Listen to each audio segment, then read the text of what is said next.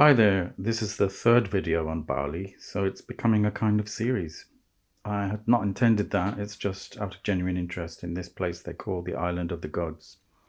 The first video I made was space-time and astrology, and the second one was the waters of Bali.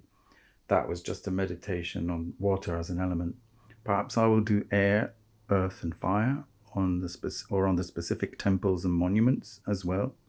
That would make it more complete, but I'm not sure when. If it sparks your interest, then you can find those videos listed on my account. It would be an understatement to say that Bali has inspired me. Bali is on my Neptune line in astrolocation, and that links very much to the fact that it is a spiritually involved culture. The higher vibrations are easier to access there, and you might joke that it's become addictive. What I like is that the form of Hinduism in Bali is mingled with pre-existing island traditions, which makes it unique. It seems to draw more on ancient sources that are related to how lush nature is there and the topography of the island. That centers very much around the volcanoes. And when you live on an island that has a volcano, you had better decide what your relationship to it is, as it can dictate whether you live or die. To not do so would be to tempt fate too much. As I've mentioned in the Balinese astrology video, in the village of Trunyan on the shores of Lake Batur, they have unique traditions. They worship an effigy of the god of the volcano known as Batara de Tonta, otherwise known as Ratu Gede Pancharing Jagat. And I believe there are local priests who have direct relationships with that spirit and can talk to it to avert any eruptions or even delay them.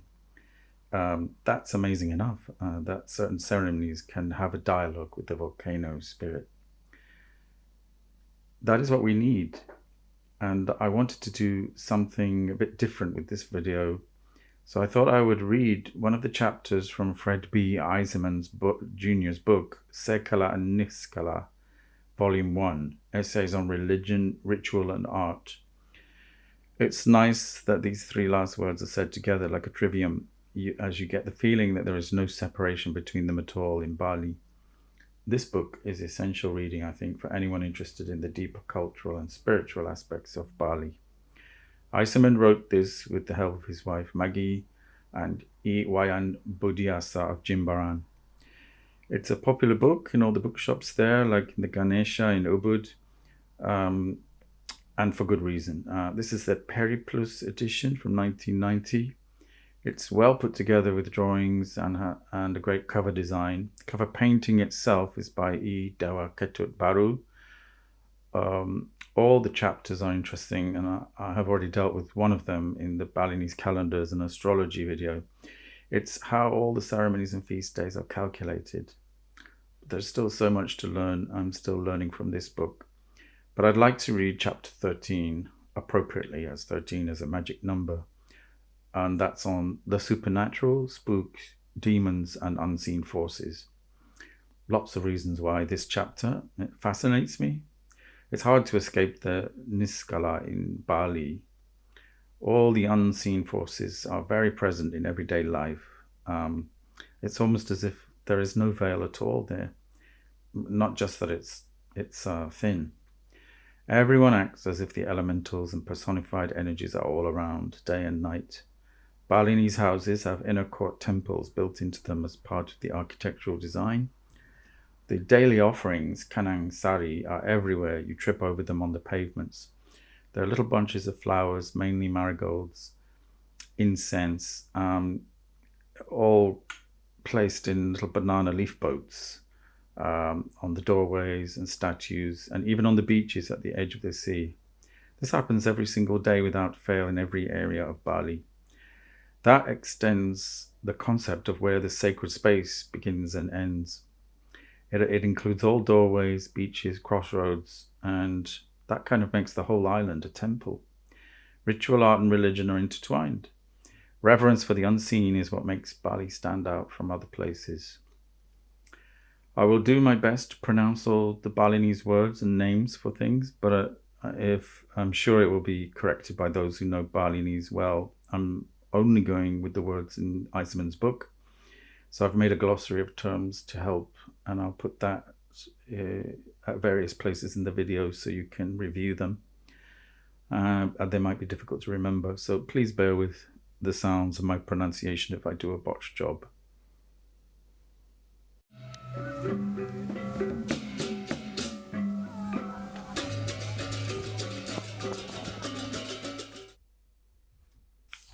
So this is from Bali, Sekala and Niskala, Volume 1, Essays on Religion, Ritual and Art by Fred B Eiseman Jnr, Chapter 13, The Supernatural, Spooks, Demons and Unseen Forces.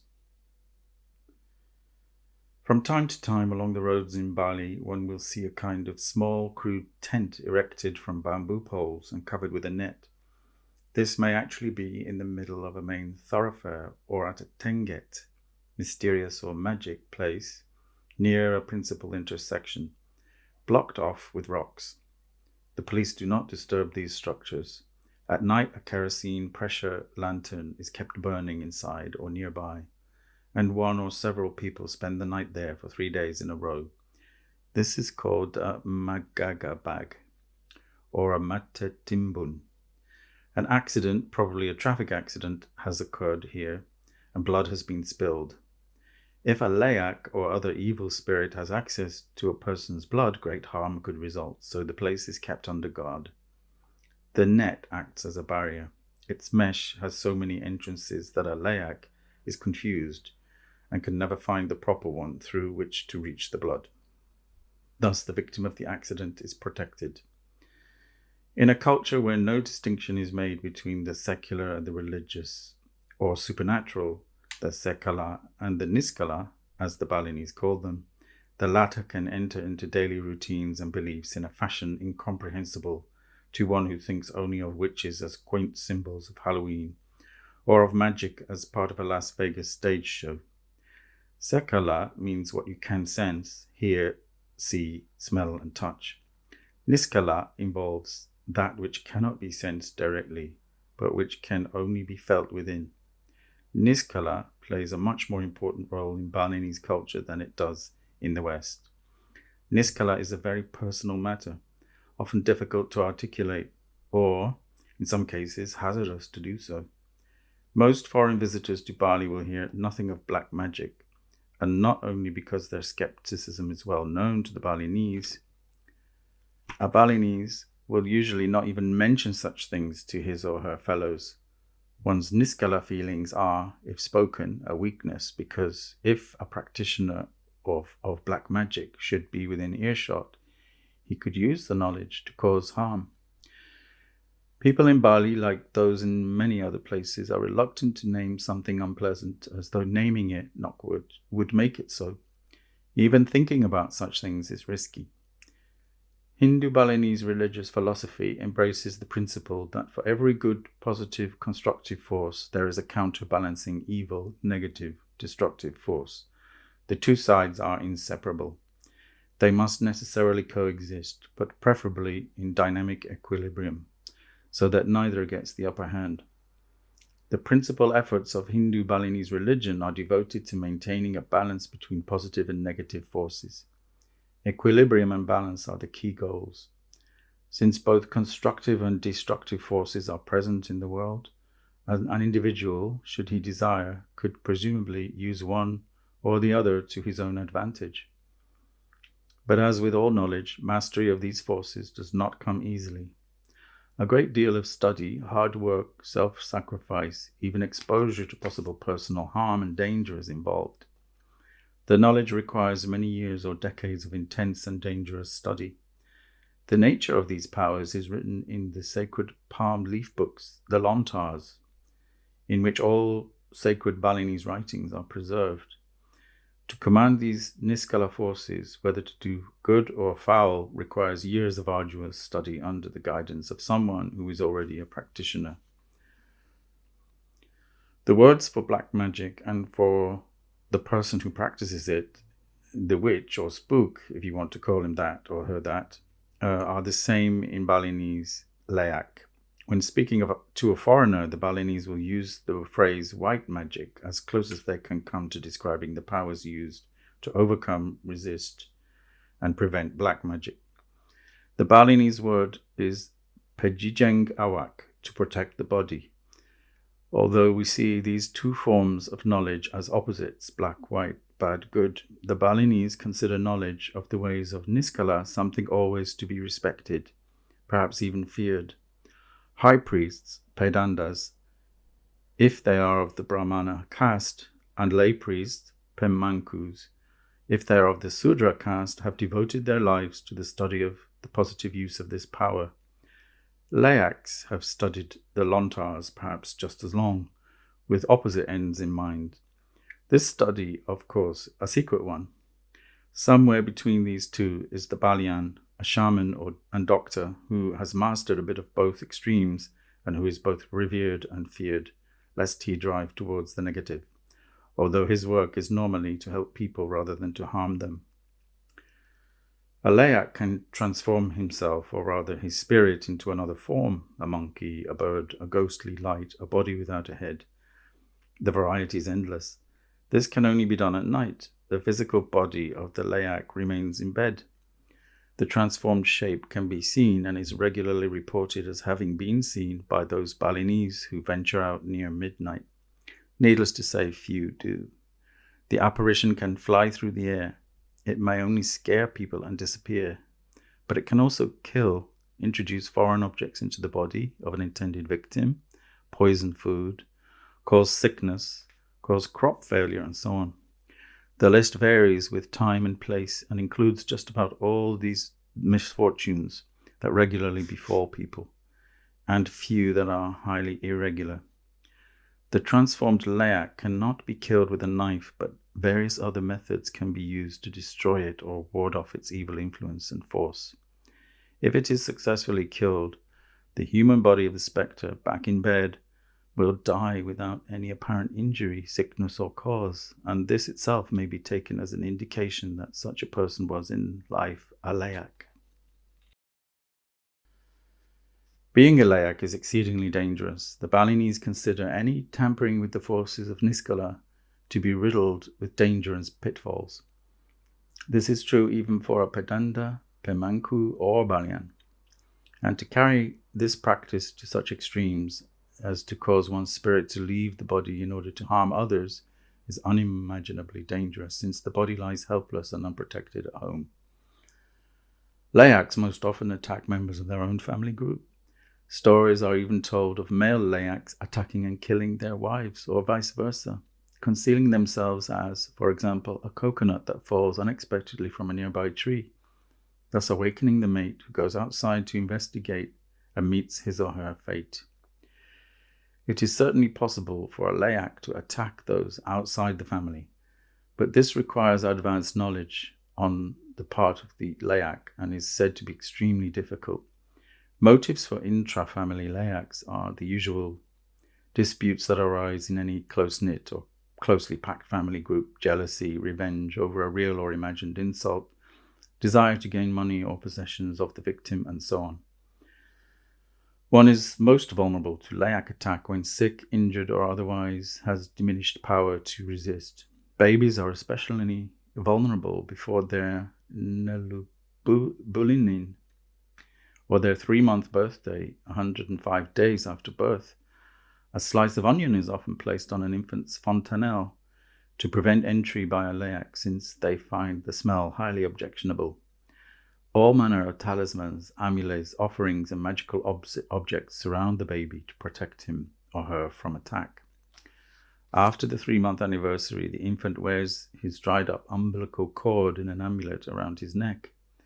Adults who are sick or injured prefer to remain at home, lest, in going beyond the safety of their house compound, they encounter a layak who might take advantage of their weakened condition.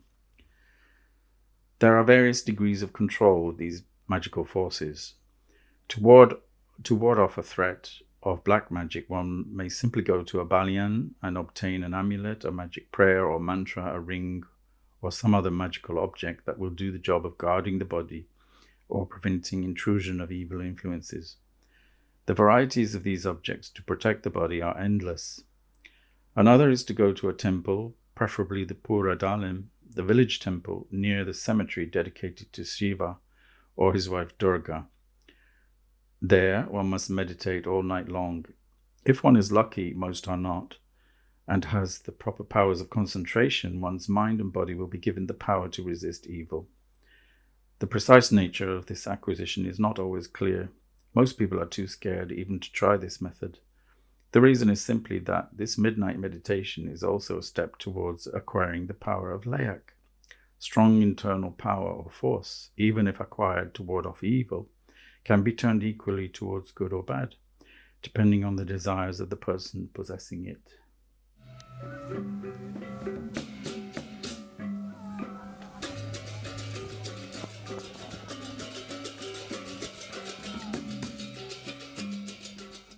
Some locations in Bali are more infused with black magic than others.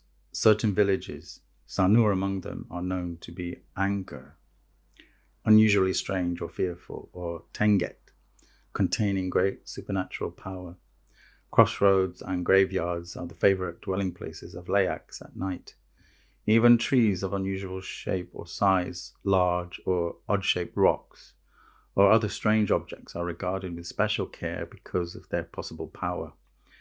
You will often see offerings placed in small shrines at these places. Being out at night anywhere is a fearful experience, leaving the traveler open to evil influences, especially during the hours around midnight. Black magic should not be confused with the ordinary evil influences that abound in the world. The personification of these negative influences are the Bhutas and Kalas that live in and on the earth, especially at crossroads. They are often more bothersome rather than truly harmful, causing one to lose a valuable object, perhaps precipitating a family fight or making the baby cry. But Bhutas and Kalas are not layaks. Black magic is the result of a conscious effort by an otherwise normal human being to gain control over supernatural evil forces and use them to his or her personal advantage by causing harm to others. Bhutas and Kalas are easily dealt with by placing offerings on the ground at the same time that other offerings are made to the higher, positive aspects of God's spirit. Almost every Balinese ceremony involves placating the demons with a little rice wine or palm brandy spilled on the ground, and some small offerings in triangular containers called segehans. Sometimes, when these negative forces appear to be getting the upper hand in the equilibrium of forces, a major exorcism called a karu must be held, involving a great many offerings and placed in a square enclosure on the ground. See chapter 20, which is about blood sacrifices. Almost every Balinese has had some sort of personal nighttime encounter with unexplainable noises, movements, lights, or ghostly shapes. These are generally attributable to layaks, as are bad luck, sickness, crop failure, and other misfortunes. But few are able to give specific details about the identity of the person who, as a layak, caused the problem or why he or she wanted to do so. Sometimes it is said that the layak's apparition, if confronted by an intended victim with resistant powers, will hide behind a leaf and change from the apparition of his normal form, and then engage the observer in unusual conversation as if nothing had happened. In this case, the identity of the layak is known, but normally this is not the case. The result is seen, but the cause and identity are unknown. Unless one lives in Bali for quite a while, it is just about impossible for a Westerner to understand just how much the adjustment of the Balinese people to their universe is based upon mystical powers, magical forces, and strange and unexplainable energies. I do not mean simply that the Balinese recognize the existence of these forces and attempt to cope with them. I mean that the phenomena occupy a central position in the Balinese concept of the world, and that the Balinese are constantly aware of them, and that a major portion of their thinking and activities revolve around the existence of these forces and how they can best control and adjust to them. The Balinese world is filled with kasaktian, a word rarely used that means magical power. A Balinese might use the adjectival form, shakti, magical, but the existence of the force is not even a subject of discussion. In Bali, objects that Westerners would consider to be inanimate and wholly devoid of any ability to exert active influences on other objects may be considered the foci of concentration of a mystical force. Layaks are only perhaps the most dramatic phenomena on an island charged with Kesak Tian. Even seemingly basic items such as food and clothing are surrounded by a vast amount of law, ceremony, and religious procedure. Elaborate etiquette is involved when presenting guests or elevated persons with food, and equally elaborate routines are involved in its acceptance or refusal. Offerings of food are made before each meal. Food is part of almost all offerings. Kitchens and stoves are special objects that, being involved with food, have a power that must be treated properly. Culturally important food crops such as rice, coconuts, bananas, and bamboo are all specially charged with mystical power and are ceremonially respected. Animals too possess mystical power. Before an animal is slaughtered as a religious sacrifice or for food, an offering is made for it and mantras are recited. On the day called Tumpek Adang, which comes every 210 days, offerings are prepared for cows and pigs. Wells and pumps are presented with daily offerings, as are streams, lakes, dams, and irrigation ditches. Clothing, particularly that which has touched the sexual organs, is charged with dangerous power, and one must never put oneself in a position so that one is below such clothes. Certain kinds of clothing are appropriate for use when praying in a temple, and violation of the dress code is likely to result in undesirable and unforeseen consequences. Menstrual blood is especially magically charged, to the extent that a menstruating woman is not allowed to enter a temple. Blood-stained clothing must be separated from other laundry and dried well away from any site of human activity. Jewelry, especially rings with stones set in them, have mystical power. Rare is the Balinese who does not have a ring, the stone of which has some sort of power. The same is true of amulets. Religious paraphernalia is obviously charged with power. Holy water is an extremely important and magical substance. Masks that are used in the various religious ceremonies are great foci of power. Rangda and Barong masks are especially angker and must be treated with extreme care. Even the common topeng masks must be treated with respect, and many are the tales of the problems they have caused when not giving offerings at appropriate times. Masks that are used in traditional performances must not be handled casually, even if they are not considered to be sacred. Musical instruments and dance costumes are regularly presented with offerings. Offerings are made to a gong before each performance. Directions have magical powers. The Kaja Kelod sacred profane axis governs everything in Bali. Colors and numbers are charged. Words and syllables are not just bearers of messages, but embodiments of mystical power as well, not just in the form of mantras, but even by themselves. Books, especially lontars, have mystical power. Even sounds have power, not just musical sounds, but certain single syllables, such as the mysterious and powerful syllables ang, ung, and mang, which combined produce om. So do days of the week, months, and years. Places such as temples, cemeteries, markets, cremation grounds, mountains, lakes, and streams possess special kinds of mystical power, and only certain types of activities can be safely carried out in these areas. Automobiles and motorbikes have mystical power. A cautious driver will put a small offering in his car every day. The Balinese are not paranoid about the dangers of the world, but they are acutely conscious of them at all times, on their guard.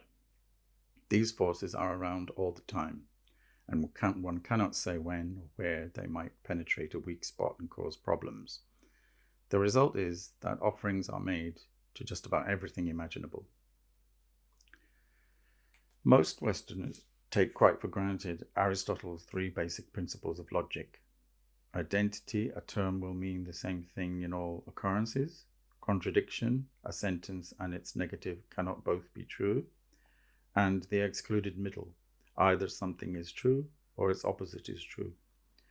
In many circumstances, these three laws simply do not apply to Balinese lines of reasoning. This is not always the case. In immediate circumstances, and for the rule of thumb, judgments, there is little difference between Balinese logic and Western logic. But for the Balinese, Aristotelian logic does not provide a test of truth for all observed phenomena. The Balinese conceive that all things in the universe, living or not, have some connection with each other. There is no clear distinction made between oneself and some other self, or between oneself and some other object. There is no clear distinction made between what we would call living things and non-living things. There is no clear distinction made between what will happen, what has happened, and what is happening right now. Lucien Lévy-Bruhl, a French anthropologist working in the first decade of the 20th century, called this way of thinking the law of participation. In his Fonctions mentales dans la société inférieure, translated as How Natives Think, a rather strained attempt to make the original title sound less racist, Lévy-Bruhl writes, "In the collective representations of primitive mentality, objects, beings, phenomena can be, though in a way incomprehensible to us, both themselves and something other than themselves. In a fashion which is no less incomprehensible, they give forth and they receive mystic powers, virtues, qualities, influences which make themselves felt outside without ceasing to remain where they are.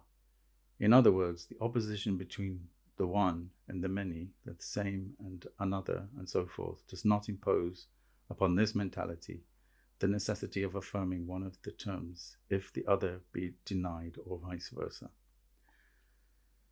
If one is willing to forgive this self-serving use of the word primitive here, this seems to be a description of the Balinese concept of the cosmos. It is not inconsistent with Balinese logic to conclude that event B could cause event A, even though event B occurred at a later time than A.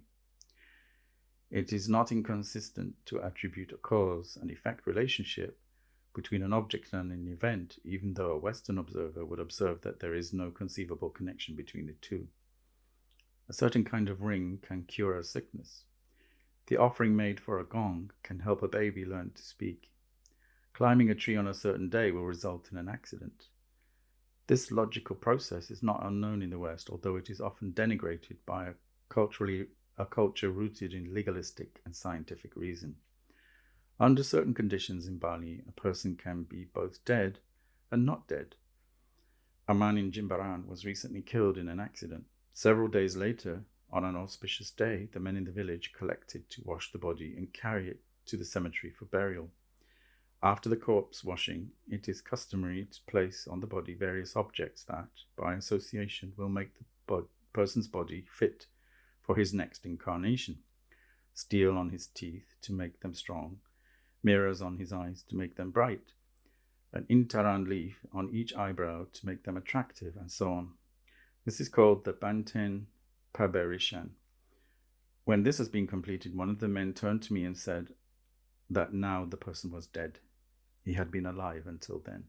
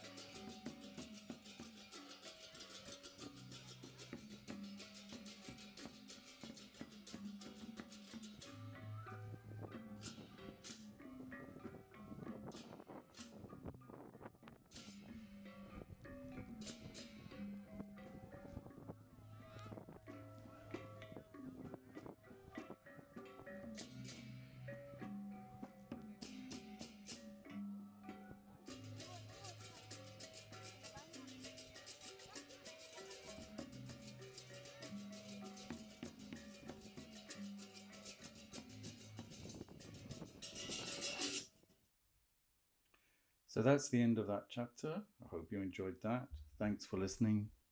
Please like, share, and comment. And if you would like an astrology reading, please find me at proteasastrology.co.uk or email me on useastroprotonmail.com. That's EUSASTRO at protonmail.com. So I look forward to hearing from you.